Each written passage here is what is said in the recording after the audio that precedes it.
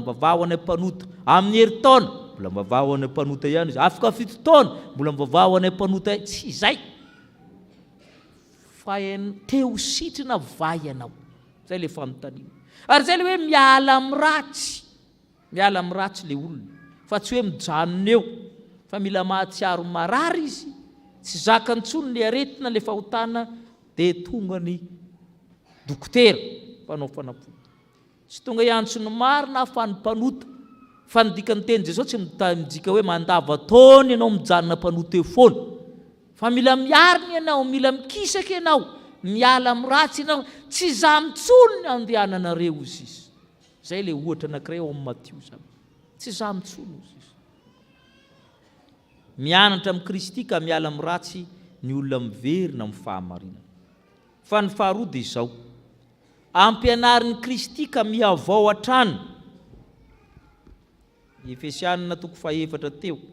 Ampianarin'ny Kristy ka mihavao hatrany. Ny 2:20 hatramin'ny 4:20 vakitsika. 2:20 ka hatramin'ny 4:20. Fa ianareo kosa dia tsy mba toy izao amin'ny anaranareo ny Kristy. Raha izy tokoa ny renareo ka atao aminy ampianarana anareo araka ny fahamarinana zao amin'ny Jesosy.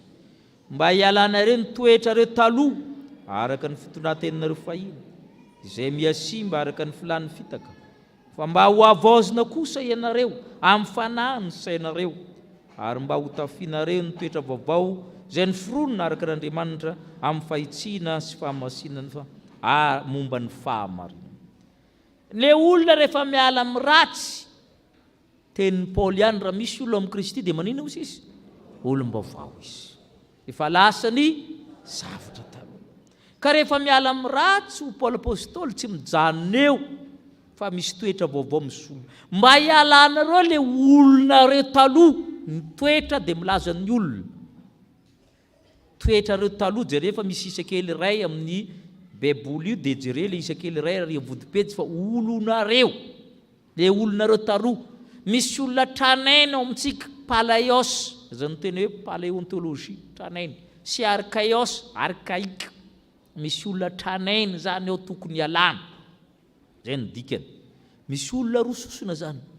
Misy olona tranainy ao amintsika dia soloina le olom-baovao. Fa ny olona antsika le tranainy mbola mibantoerana. Ialanareo le toetran'ireo taloha sy olona reo taloha. Dia izy le zalahy fetsifetsy ary mba ratsy toetra anao za tsara ka, za tsara fa le toetrako fotsiny ratsy izy. Samy hafa zany amin'ny toetra ratsy sy le olona ratsy. Ialanareo le olona reo taloha. Ary mba tafianareo ny olona vaovao. Ny fitafiana dia manambara olona. Le vêtement c'est l'homme. Io koa zany jirena olona. Aza mba mamitaka amin'ny fitafiana ho Paoly apôstôly fa tokony tahaka ny velany ihany no anatiny. Io fitafiana io manko anisan'ny zavatra tsara fa anisan'ny zavatra ratsy indrindra. Ny fitafiana dia tsara satria tahako kenatra, maneho ny fahadiovana, maneho ny fitoviana. Rehefa manao tenue zany dia mitovy zany dia milamina. Manao akanjo fotsy ny dekône, manao fanamiana ny sokoto, manana fanamiana. Tsara ny fitafiana. Entina mianjaika miseho. Fa izy koa dia indraindray ratsy satria io no anafenana fiatsaram-bela tsy rehetra.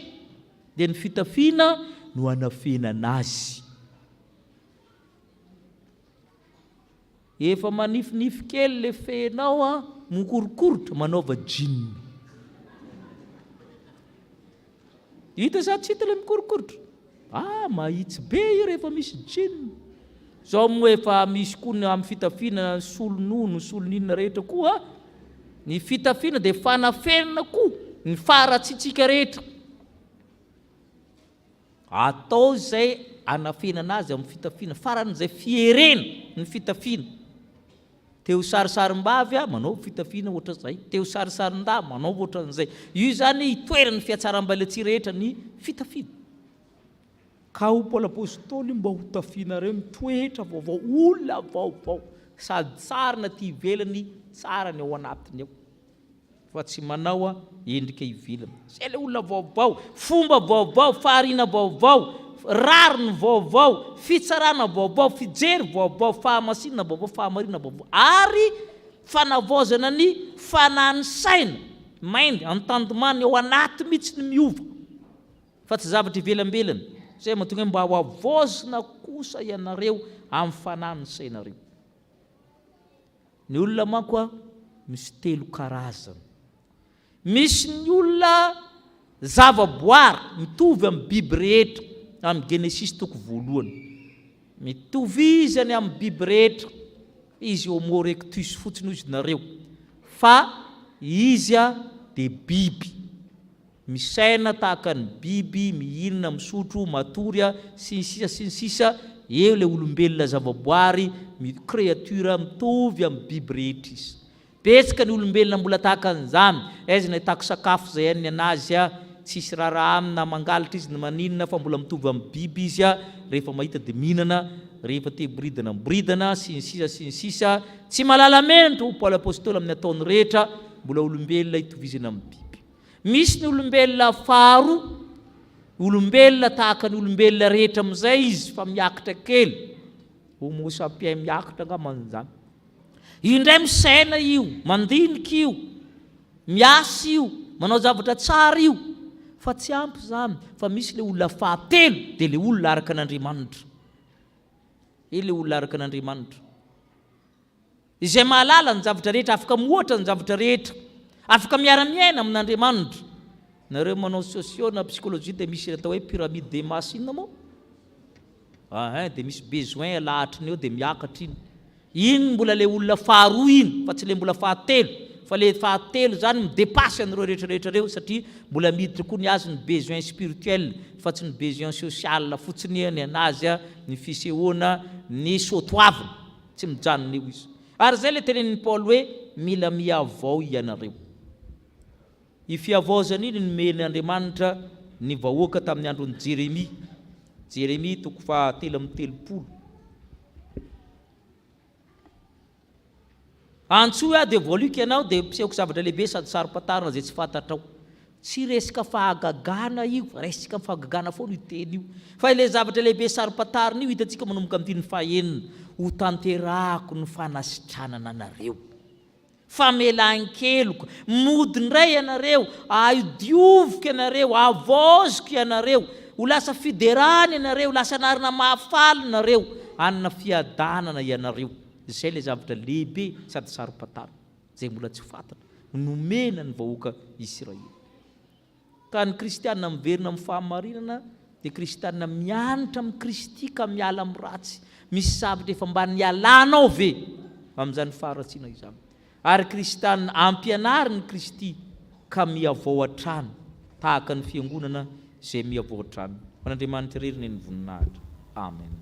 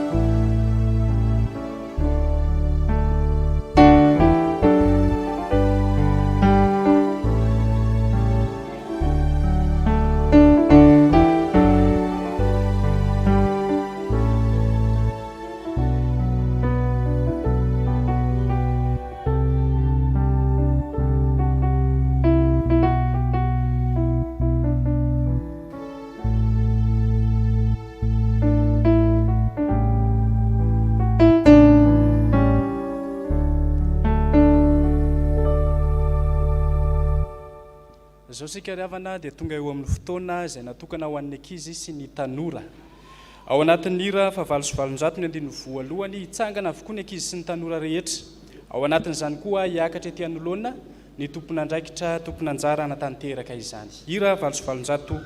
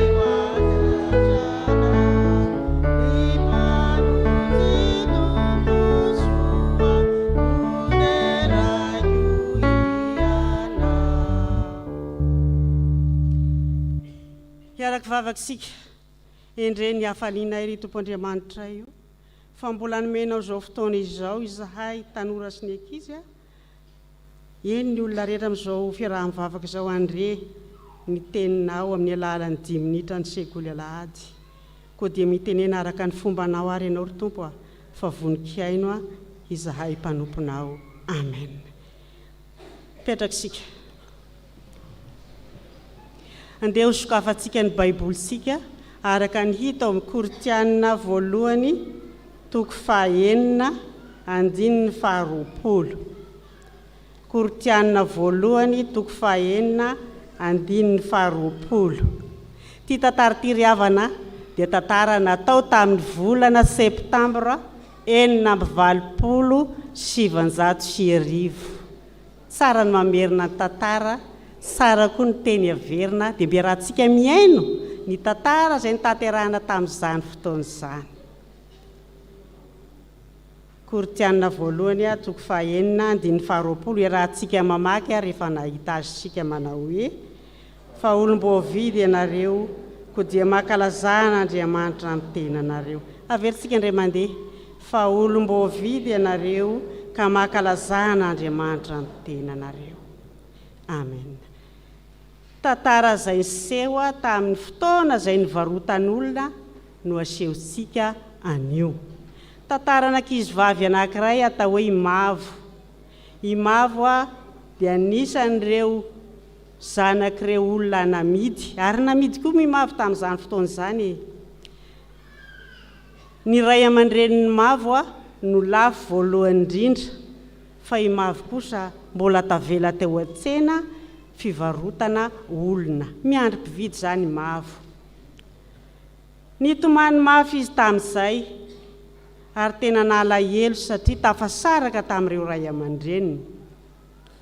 Nandritra ny fotoana nitomaniny Imavo dia nandalo ty lehilahy anankiray ka nanontany azy hoe fa inona ny itomaninao rakalakely? Dia hoy Imavo hoe malahelo any dada sy neny fa efa lafo ry zareo dia za rery ny tavela eto. Dia hoy ilay rangahy hoe aza malahelo ianao hoe malahelo be aho izy fa tsisy dada sy neny tsony sady matahotra fa sao dia olona masika be no hividy ahy. Nangoraka ty lehilahy anankiray dia nitady ilay mpivarotra ny Imavo.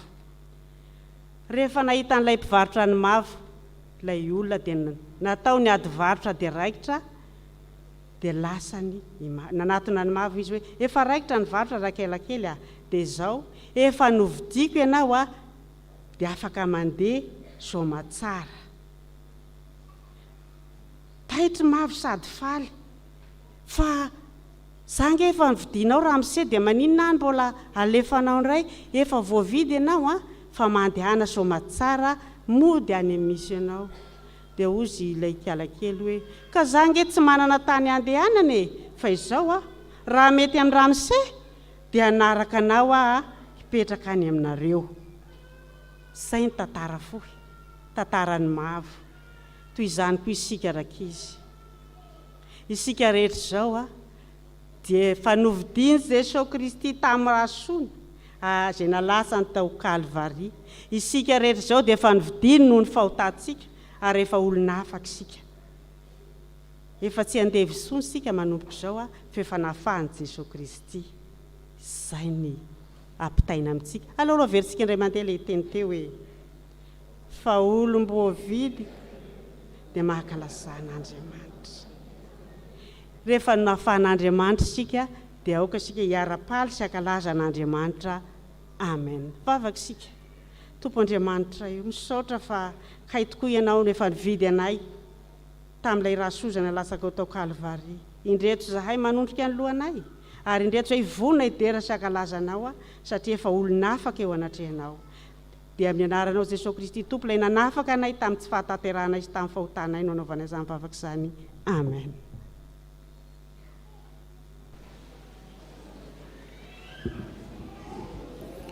Andeha ry havana isika iombona amin'ny vavaka fangatahana, hivavaka isika. Ry Andriamanitra ray sy zanaka ary fanahy masino misaotra mankasitraka anao zahay. Fa tena tianay tokoa ianao ary dia noporofonao zany tamin'ny alalan'ny teninao fa na dia mandeha amin'ny lalana zay mety hoeverinay mety aminay zahay nefa lalana mitondra ho amin'ny fahafatesana dia tsy avelanao fa mamerina anay ho amin'ny fahamarinana ianao. Mitaona sy mitarika anay ianao Tompo mba hiaraka aminao Jesosy Kristy ka hiala amin'ny ratsy. Dia misaotra indrindra Tompo fa tsampanay fa tsy tianao ho very tokoa zahay, tsy tianao handeha amin'ny faharatsiana izahay. Koa dia misaotra Tompo fa manaisotra anay ao anatin'ny aiza-tsainay sy ny fahamafisamponay tokoa ianao. Ary izany mantsy no endrika fa tafasaraka aminao Andriamanitra zahay, kanefa tsy tianao ho very zay ao anatin'izy ireny, fa miantso anay, mitaona anay, mamerina anay ianao mba ho tonga olo marina, indrindra ihany koa mampianatra anay, mitaona anay mba hiavao hatrany eo anatrehanao. Ko manoloana izany teninao zany Andriamanitra dia indreto zahay fa vonona ny hanavao ny fanoloran-tenanay, vonona ny hiaraka aminao Jesosy Kristy hiala amin'ny faharatsianay. Kanefa Tompo dia mangataka aminao zay mitalao aminao, fa raha ny herin'ny tenanay sy zay mety fihevitray fotsiny ihany dia tsy afaka manao na inona izahay, fa ianao no manambara amin'ny alalan'ny teninao hoe raha ny zanaka no manafaka dia ho afaka tokoa zahay. Koa ankehitriny Tompo dia manaiky izay no afahanao, manaiky izay no tarianao, manaiky izay no averinao amin'ny fahamarinana hiaraka aminao Jesosy Kristy hiala amin'ny faharatsiana, manaiky ny hoavaozonao ihany koa. Fa hifonana aminao koa izay tsy fahatanterahanay, fa teo amin'ny fiainanay teo tokoa Tompo dia maro ny aretin'ny fanahinay, fanafeninay teo anatrehanao ireny, kanefa dia miariary eo anatrehanao na dia heverinay ho afenina aza.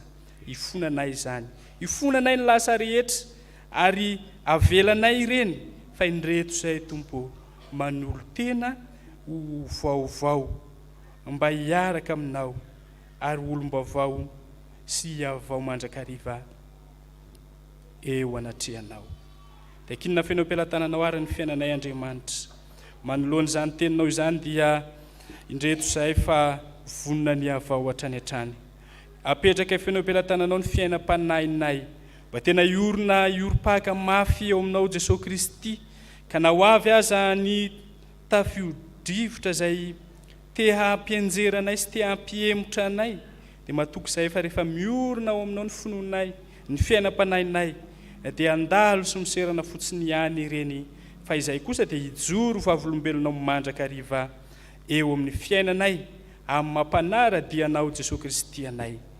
Dia mivavaka aminao koa izay Andriamanitra ho anay tsirairay avy izay tonga eto amin'izao tranonao zao, fantatrao ny etaeta ao anatin'ny fonay ao, ary tena manana izay manavesatra anay tokoa zahay, manana izay mampanahy anay zahay, dia indreto izay tonga eto anatrehanao, ary dia mitalao aminao Tompo ho anay tsirairay avy izay tonga eto.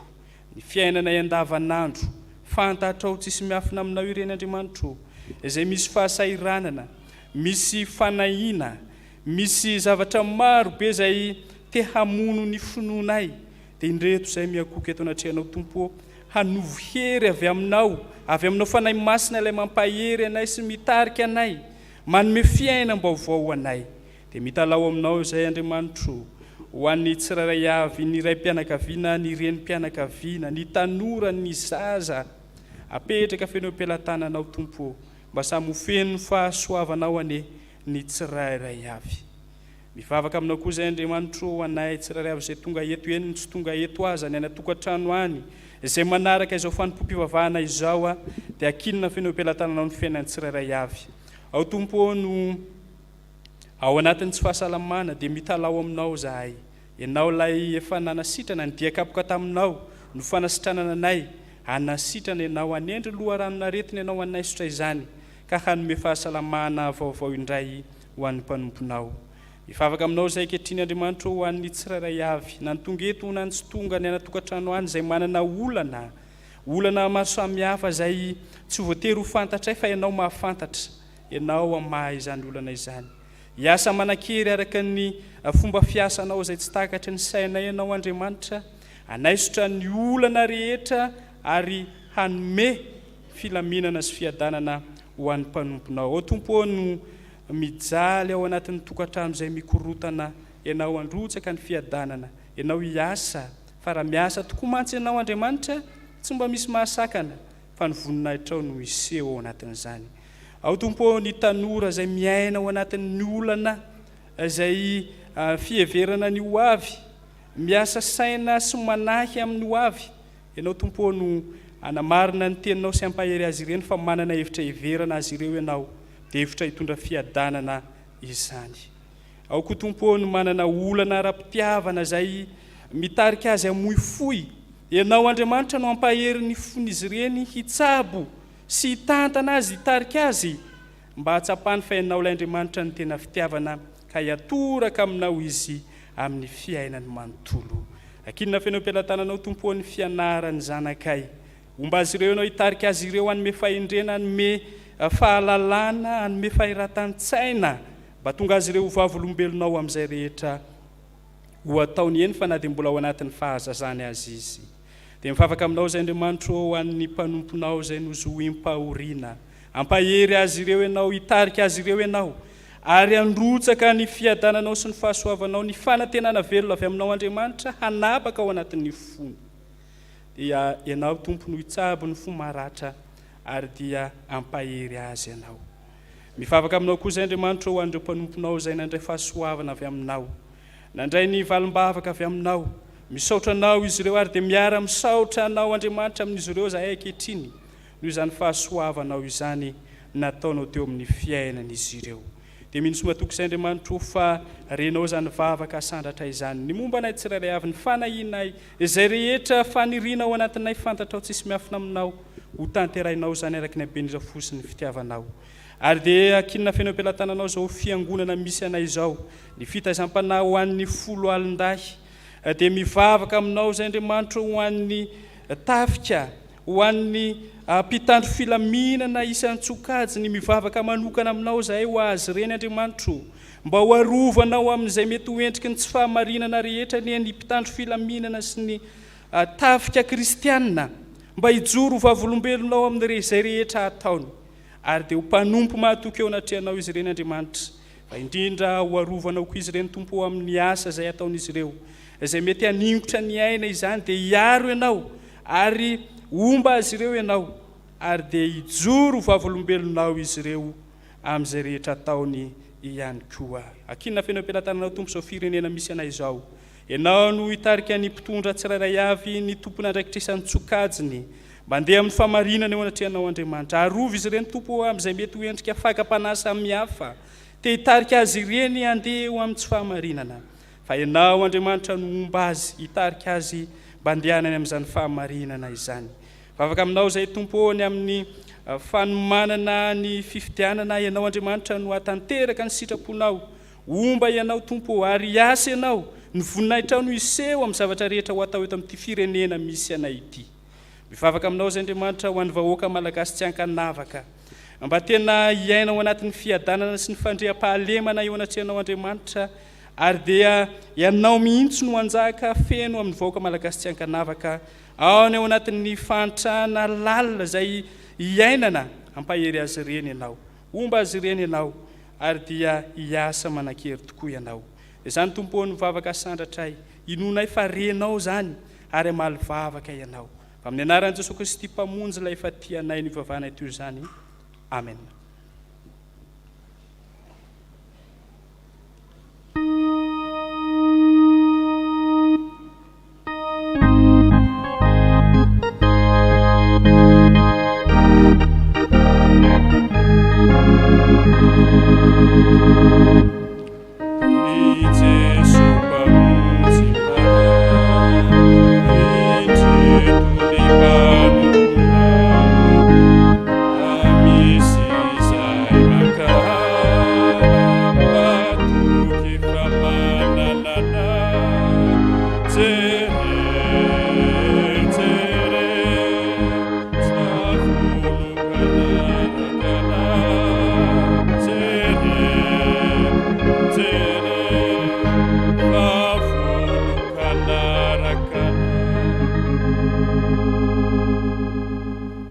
Riavana malaretra amin'ny tompo andeha hanambara ny finoantsika eo anatrehan'Andriamanitra isika, andeha hiara hitsangana isika riavana. Ny fanekam-pinoana larana fahatelo no andeha iombonatsika entintsika hanambara izany finoantsika izany manao hoe mino an'Andriamanitra tsy to aho izay mpanao ny lanitra sy ny tany. Andriamanitra dia fanahy, Andriamanitra dia fitiavana, Andriamanitra dia manjakatra amin'ny taloha indrindra ka ho mandrakizay. Andriamanitra dia mampiseho ny fitiavana antsika, fa fony mbola hampanota isika dia maty hamonjy antsika Kristy. Mino an Jesosy Kristy zanan'ilay tokana tompontsika aho, tonga izy hitady sy hamonjy ny very. Izy ny lalana sy fahamarinana ary fiainana. Izy dia tsy miova omaly sy anio ary mandrakizay. Mino ny fanahy masina aho, izy no manambara amin'ny fanahitsika fa zanak'Andriamanitra isika. Fanahy iray ihany nanaovambatisyantsika rehetra ho tena iray. Ny fandresena izay eto mandresy zao tontolo zao dia ny finoantsika. Tompo ampitombony finoanay. Amen. Afaka mipetraka ny fiangonana. Misy ireo avantsika izay nomen'Andriamanitra dimy sy fara. Zazakely razafiny maro mamirantsoa mahay misantra ho tiniela dia nomen'Andriamanitra ny rito ray aman-dreny rito razafiny maro fidisoa sy rasoa mananjara entsoa lovatiana. Vala amin'ny valopolo amin'ny fitonjato andininy voalohany hiatrika ny alitaramasina izy ireo hisaotra ny Tompo.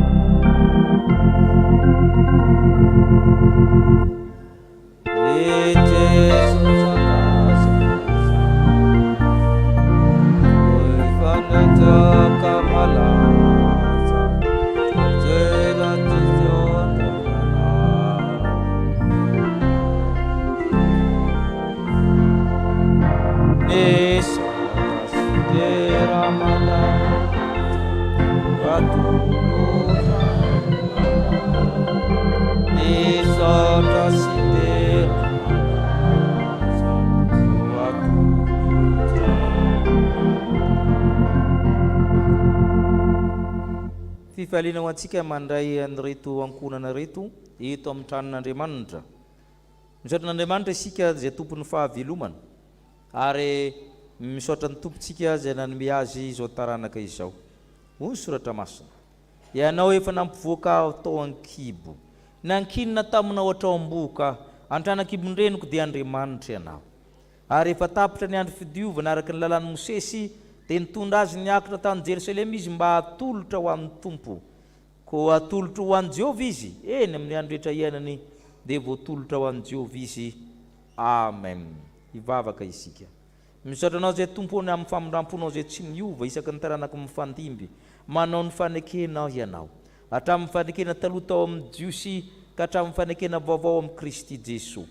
Ko mimpifaliana amin'ny ray aman-dreny izay satria ireto ity zaza ity dia ampidirinao anatin'ny fianakaviana satria ianao fananaiky fahita ary azaisy ny taranakay. Ko ianao Kristy no angatany ay hiara-monina amin'izy ireo ka mampiditra ny zaza ho isan'ny fianakaviana fiangonana firenena. Anampy azy ireo ny fanahy masina ikolokolo anabe, ampanjaka amin'ny tokantran'izy ireo ny fihetsika sy ny teny mba ampitiavana mba hatsapamin'ny zaza fa tokantrano misy Andriamanitra izany tokantrano izany. Toan'ny fanahy mazoto izy ireo anolorany azy amin'ny sakrameta amin'ny fotoana mahamety izany.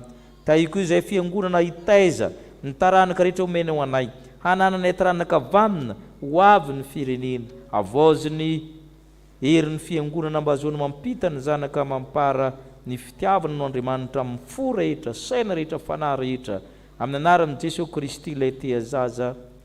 Amen. Dia miarabanareo any men'Andriamanitra ny fara.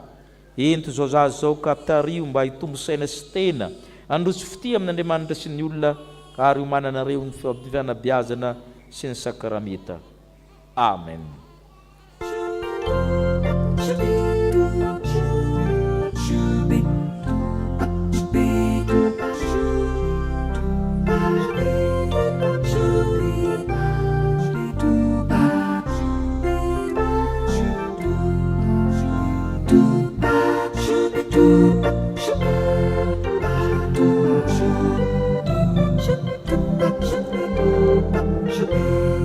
Hira fanampiny faefatra andininy voalohany, iroso amin'ny fanokanana ho mpandray fanasan'ny Tompo isika ao anatin'izany hira zany hiakatra ty anoloana zay manolo tena ho amin'izany.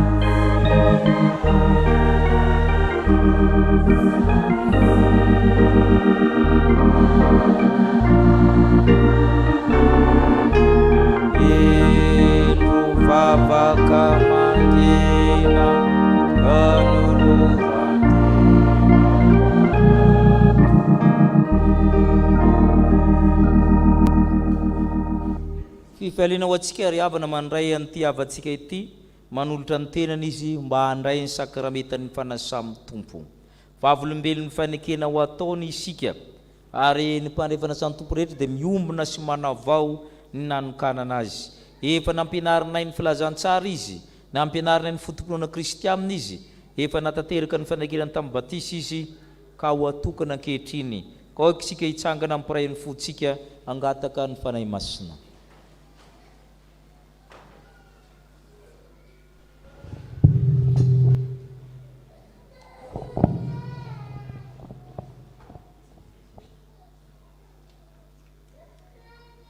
Ivavaka isika.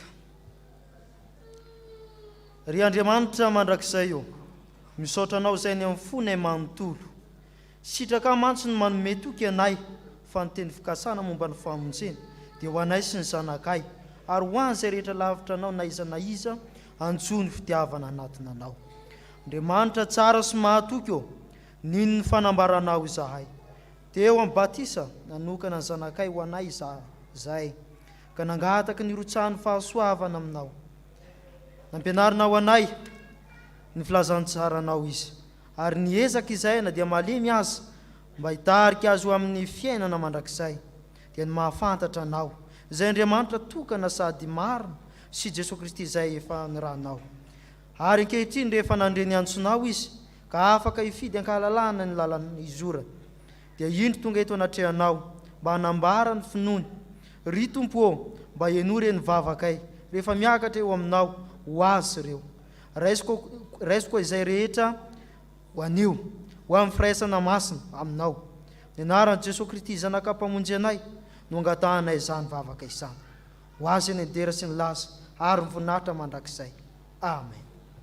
Petraka ny fiangonana. Hoenao ntsika ny teny fanorenana izao fanokanana zao ny tompo. Izaho ny mpiandry tsara, ny mpiandry tsara manolotra ny aina monjo ny ondry. Raha misy olona ta hanaraka, oko izy andamy tenana sy hitondrany azy fijaliany ka hanaraka. Fa na iza ny tamonjo ny ainy dia avery azy, ary na iza navery ny anony amiko dia azy izany. Fa inona moa ny soa azony olona raha mahazo zao tontolo zao kanefa very ny ainy, inona ny meny olona ho takaliny ny aina? Fa na iza nanao sitrapony raiky izay nandanitra dia izy ny raha lavoko anabaviko ary reniko ary mizamy. Nazovona naikany hatrehan'ny olona dia ekeko izy natrehan'ny raiky izay nandanitra. Nazovona andany hatrehan'ny olona ho lavoko sy izy eo natrehan'ny raiko izay any andanitra. Amen. Noho izany dia misy fanekena ilay ny fiangonana aminao valinao araka izay sitraky ny fonao. Ianao va min'Andriamanitra paratsika izay tiatsika ka manome antsika ny zanany lahatokana izay maty sy nitsangana tamin'ny maty ho famonjenantsika. Eny, mino aho. Mihinan'i Jesosy Kristy zanany izay manome famelan-keloka sy fiainana mandrakizay ho an'ny mpanota rehetra mibebaka ka manaiky azo tombo sy mpamonjy va ianao? Eny tompoko, mino sy manaiky aho. Moa ianao manaiky ho an'ny tenanao ny fanekenany tamin'ny batisa izay efa nandraisanao ny fanahy masina ka zany fanahy masina zany mampizotra anao amin'ny lalana fiainana kristianina ka ezika ianao tian'Andriamanitra ankatoy ny sitrapony ahatsiary vavaka sy hamaky baiboly hamonjy fanompoam-pavahana sy fanasà amin'ny tompo izay adidy sy tombotsoan'ny mino. eny tompoko, manaiky notisy ankatoa aho. Okary ianao hitodika ana amin'ny fiangonana hanony ny anaranao ara-maka mpahabe maso izany fanekenao izany. Izaho mondianiny Joséphine Fatima dia manaiky sy mino fa i Jesosy ny tompoko sy mpamonjy ahy, voavelany ny eloko ary azoko ny famonjena, ekeko ny hotisy hanompo azy amin'ny foko rehetra ary nanapa-kevitra handray ny fanasan'ny tompo izay anehoan'ny mino ny fandekeny, ny famonjena sy ny fampihavanana nataon'i Jesosy Kristy. Ekeko fa ny soratra masina no anambaran'ny tompo amin'ny fiangonana sy ny mpino tsirairay ny sitrapony. Ko hiezaka aho eo ambanin'ny fitarian'ny fanahy masina ny andinika azy sy azoto amin'ny fianarahana amin'ny fampianarana amin'ny fomba samihafa, fiaraha mivavaka, toriteny, fiaraha mandinika ny soratra masina sy ny sisa. Amin'ny maisa mpino ahy dia ataoko zava-dehibe sady voalohany ny fitandroana ny voninahitran'Andriamanitra eo amin'ny fitondrantenako ary ezaka ao ny ampiasa ireo talenta sy ny fanomezam-pahasoavana nomeny ahy mba hanompoako azy eto amin'ny fiangonana sy amin'ny toerana rehetra alehako. Ny herin'Andriamanitra ny akinako hanatanterahako izany rehetra izany. Amen. Omeny tompo anao izany herin'Andriamanitra zany fa ny heriny dia tanterahana amin'ny fahalemena. Mondianina Joséphine Fatima.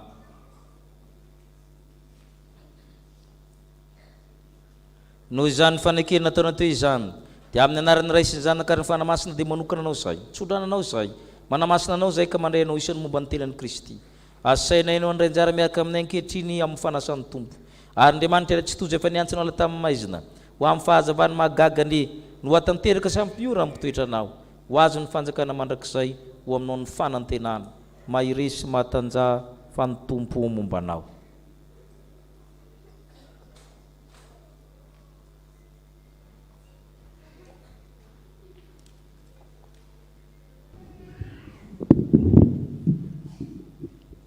Ivavaka isika ry havana. Ry tompo Andriamanitra renezany an-danitro misaotra anao zahay no ity ora izay omenao iainana eto anatrehanao ity. Akinina eo an-tananao Andriamanitra ity mpanomponao ity izay vao avy nanamafy ampabe maso ny fanekena izay nataony teo anatrehanao. Ianao ry Andriamanitra tomponay no niantso azy ka dia namaly izany antsonao izany izy. Io ny fanapahan-keviny hitoetra amin'ny fahatokinanao. Mba omeo azy tompo ao ny hery aretany amin'izany fanekena sy fanoloran-tenany izany no ny fanahinao masina. Ianao ihany tompo ao no aoka hanomana azy anatona latabatra ao masina ary ampiditra azy amin'ny firaisana amin'ny zanakao. Ataovy marina ny fibebahany, matanjaka ny finony, tsy azo ozongozonina ny fanantenany ary mahery ny fitiavany. Aoka hifikitra mafy amin'ny marina izay mahavonjy izy ka hiasa lalandava mba hitombony amin'ny fahalalana izany. Ary sehony amin'ny kery mandrakariva eo anatrehan'izao tontolo izao ho vavolombelona ao amin'ny teny sy ny asany.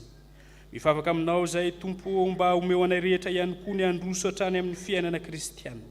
Mibanjina mandrakariva ny fanjakana mandrakizay izay efa nampanantenanao an'ny zanakao. Eno izay ry iray ny famindrapo fa amin'ny anaran'i Jesosy Kristy zanakao malalanao mpamonjy anay no entinay mivavaka aminao. Amen. Ry mpandravana sany tompo vaovao tany mafy ny anananao mba tsy siaka ny satroboninahitra ao mandehana ka mitomboa amin'ny fahatsarana rehetra. Amen. Ny fikamanana katekomena no hira amin'ny araka-pisaorana.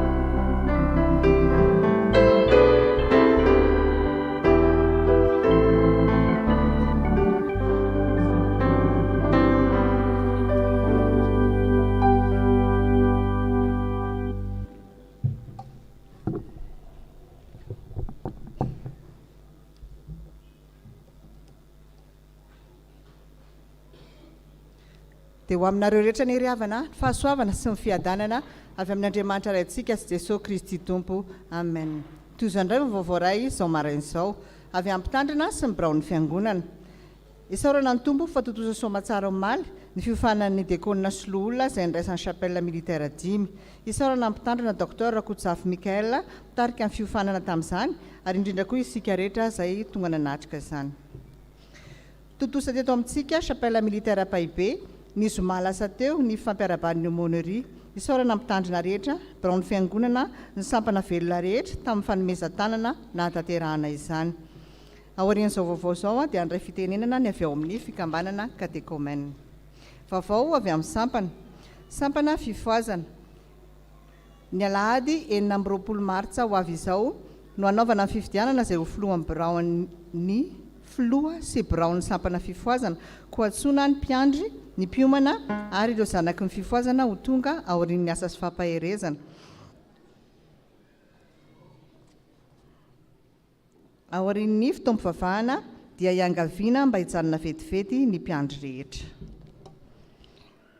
Avy amin'ny sampana mpanazava stily miarabantsika rehetra amin'ny anaran'ny tompo ampatsahivana isika fa anio no livraison paka andrembavilanitra izay karakarain'ny vondrona mpanazava afaka raisitsika izany ao amin'ny akany ambany rehefa vita ny fanompom-pivavahana.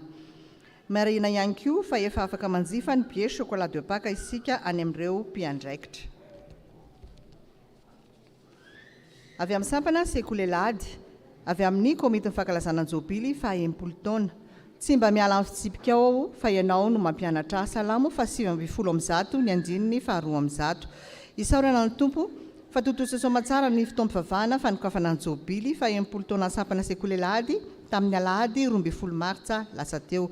Misaotra anareo mpianakavy finoana tamin'ny fitrotroana-bavaka sy ny fanohanana rehetra ka nahafana nanatosa izany tamin'ny atsakany sy andavana. Voninahitra ho an'Andriamanitra irery ihany.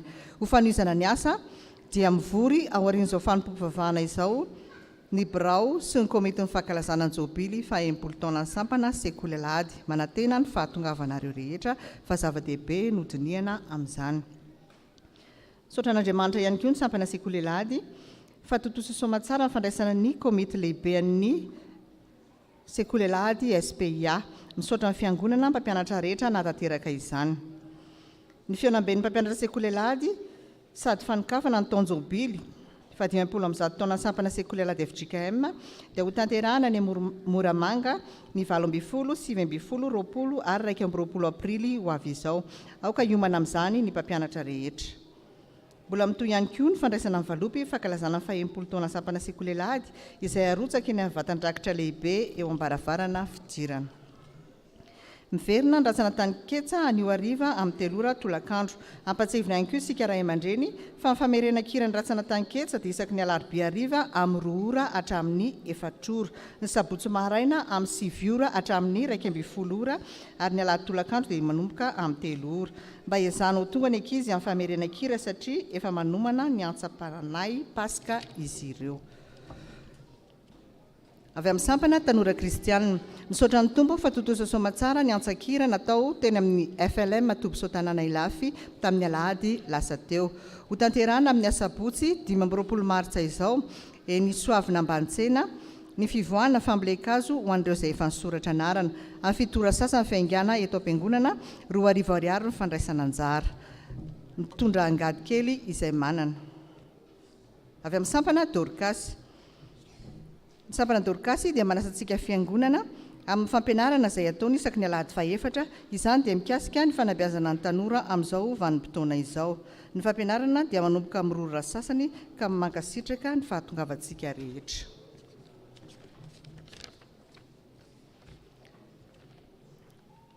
Rakim-pisaorana Isaia fa 3:7 ka hatramin'ny 4.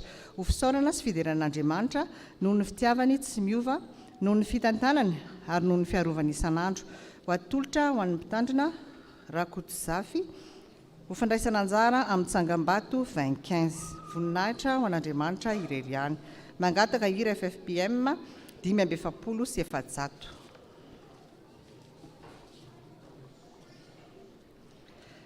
Isaia 2:4 ny andininy 4 ary teny ianao amin'izany andro izany ka anao hoe midérany Jehova miantsoa ny anarany, ampafantaro any amin'ny firenena ny asany, ampatsiarovy fa efa misandratra ny anarany.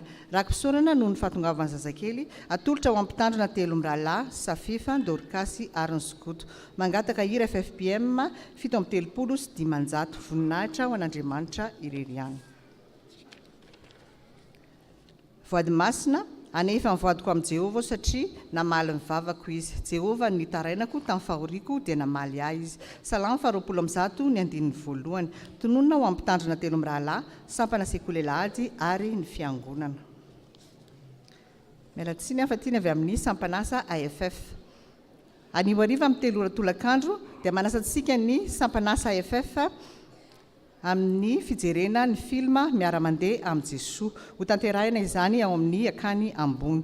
Androany ihany koa dia manao fandaminana ny tafika masina izay ho tanterahana ny Rivomamo ny 4 5 Martsa ho avy izao. Ny fiangana dia ny zoma 4 Martsa amin'ny 9:00 eto am-piangonana. Fandraisana anjara 30,000 ariary. Manantena ny fahatongavantsika maro amin'izany asa masina izany. Filazana manjo amin'ny finoana ny fitsanganany tena matsy ny fiainana mandrakizay no ampandrenesanay ianareo fa ny malalanay Andriantsoa ary lala Gina, mpiasan'io GPM, ministère ny fambolena sy fiompiana, 5e promotion ENAM Mahitsy, dia nodimandry ny alakamisy 9 Martsa 2024 rehefa nivahiny 170 taona teto an-tany. Hoy ny vadiny Andriantsoa Herimampiona Eric, ny reniny Andriantsoa Ersoa, ndray tapo aminy, ndray tapo amin'ny vadiny, ndray tapo amin'ny rainy, ndray tapo amin'ny reniny, ny fianakaviana manontolo, chapelle militaire à Paibe, ny fiangonana FLM Ambatovinaky. Ny nofiny dia alo amin'ny tranony lot 243 VB Terre Ampandrana Ouest, ny alatsinainy 20 Martsa amin'ny 9 maraina. Entina anomezam-boninahitra an'Andriamanitra ao amin'ny chapelle militaire à Paibe amin'ny 7 maraina, alohan'ny ametrahana azy eny amin'ny fasandrazany eny ampasakambana fianaratsoa ny alarobia 20 Martsa. Efa niady tsara aho na hatanteraka ny fihazakazanao ny tahiry ny finoanao Timoty 2:4 ny andininy 7. Noho izany revana dia natanteraka famangina ny fiangonana ao aren'ny fampompovavana anio maraina.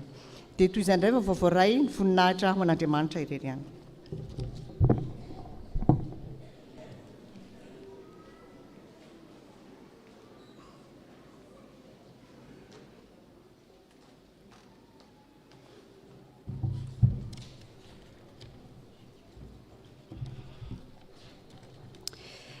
Dia toy izany koa isika na dia maro azy dia tena iray ihany ao amin'ny Kristy. Ho aminareo anie ny fahasoavana sy ny fiadanana avy amin'Andriamanitra iray sy Jesosy Kristy tompontsika. Ny komity mpakalazana miaraka mikambana dia manao izao fanentanana izao. Ny 10 taonan'ny fikambanana katekômena moa dia tsy hoe ny andihany iray ihany no niaina tao anatin'izany na izay komity irery, fa isika rehetra izay efa mpikambana tao nanomboka ny taona 2024 mandrak'androany. Ka izany indrindra no iantsonay antsika, ampatsiahivana antsika ny amin'ireo fifaliana sy fahasoavana ny ainatsika sy ndraitsika nandritra izay 10 taona izay. Koa manentana antsika rehetra izay ianao izay efa nandalo tao amin'izany hoe fikambanana katekômena izany. Manentana anao izay hanolotra izay fonao, mariky ny fifaliam-ponao sy ho fijoroanao vavolombelona ny fiainam-pahasoavana tao amin'ny katekômena. Dia arotsao ao anatin'ity vatakely ity ho ny soratra masina hoe fahaza manadino anao soa sy antra fa fanatra toy izany ny sitrak'Andriamanitra. Afaka ampiarahanao amin'ny taratasy kely misy ny tantara tena nanamarika anao teo amin'ny fandalovana tao amin'ny fikambanana katekômena izany izay atao anonyme. Dia ifampizarantsika amin'ny fotoana mamety azy miaraka amin'ireo mpikambana rehetra izay efa nandrafitra ny birao rehetra amin'ny fandimby teo aloha. Ny tanjona moa dia ny ametrahantsika fahatsiarovana eto amin'ny fiangonana ny amin'ny fizoroan'ny fikambanana katekômena izay 10 taona izay. Tsy manakana antsika fiangonana sy mipandray ny fanasan'ny tompo rehetra nefa izany mba handrotsaka ao ho fanohanana ny fikambanana ao amin'ny birao ampitandrina no misy ny urina isaky ny lahady, ny alarobia hariva ary ny zoma hariva. Maneho fisaorana antsika sahady izay ny amin'ny fahafoizana izay ho ataontsika. ho an'Andriamanitra rerany ny voninahitra. Amen.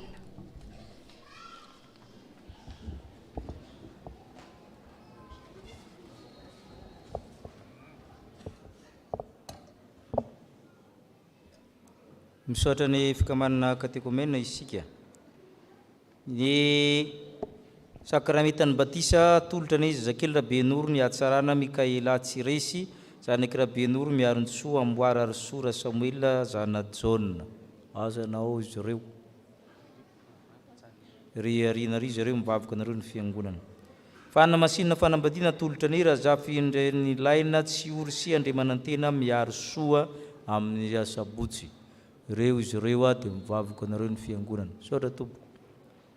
Tsy etatoerina ny tily sapana maitso fa sy ny sapana mena fa manao lalao teknika any amin'ny faritra izany. Ny sampana sikolalady amin'ny alalan'ny ratsana taniketsa dia manao fianaran-kira ary miomana ao amin'ny herinandro masina.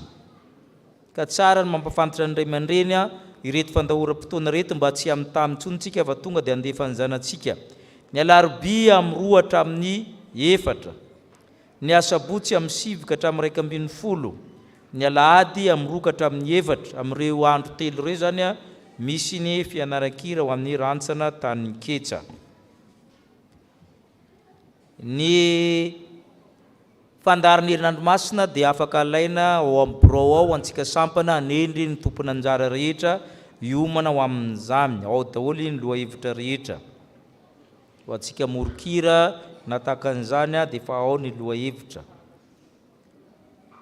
Fantatsika fa amin'ity taona ity tsika manokana mpitandrina paster Rakotoarivelo Sitraka.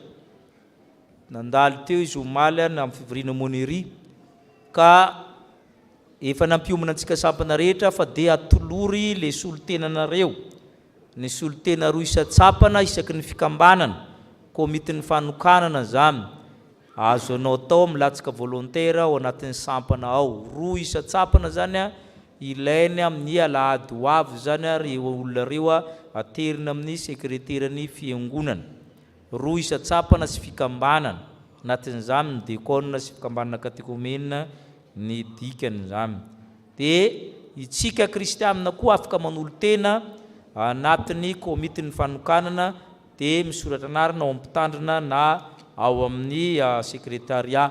Ny volana avril no manomboka mivory miaraka amin'ny paster Sitraka ireo komity ireo zany.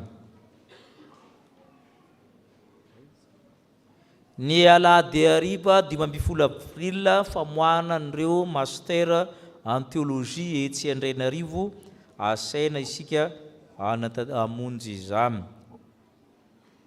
Isaky ny amin'ny 5 hariva manomboka rapitso dia misy famelabelarana conférence lehibe etsy Andrainarivo etsy karakarain'ny setely fa 30 taona io.